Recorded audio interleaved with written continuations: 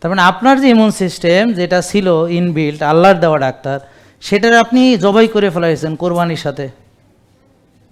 তো সেটারে জবাই করতে হলে কী করতে হবে?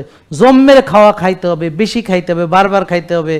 আর ওই যে সাদা ভাত, সাদা চাল, সাদা রুটি, সাদা লবণ, সাদা চিনি, ওইগুলো জম্মের খাওয়া খাইতে হবে, খালি একটু পরপর খাইতে হবে। আর কি করতে হবে? ব্যায়াম করা যাবে না, টেনশন করতে হবে, রাত জাগতে হবে, আর কি রোদ্রে দেওয়া যাবে না, ঠিক আছে? আর অনিয়ম বিশৃঙ্খলা যা আছে সব করতে হবে।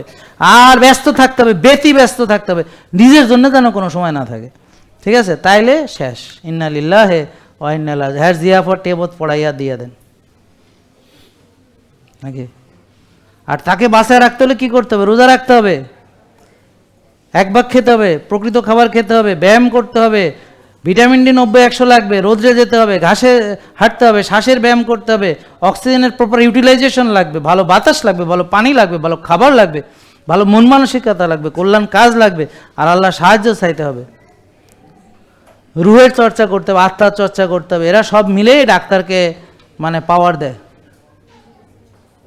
আত্মা নষ্ট, রুহ নষ্ট, মন নষ্ট, শরীর নষ্ট, হ্যাঁ, মানে দুনিয়া সব ময়লা আবর্জনা সব জঞ্জাল জমা এর মধ্যে ডাক্তারে দিছে কাম করতে। মানে ডাক্তারে দিছে কয় ডাক্তারের বসার জায়গা নেই, থাকার জায়গা নেই, ওটি করব, ওটি রুমের মধ্যে নিয়ে দেখে যে ময়লা আবর্জনার বস্তা মস্তা রাখে দিছে, ওখানে কোনো ছুরি কাছি নেই, তা কী করব?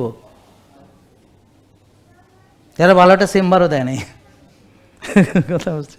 আর ওষুধপাতি তো নাই, মানে খাওয়া থেকে ওষুধ তৈরি হয়, তো খাওয়া তো সব নষ্ট খাবার।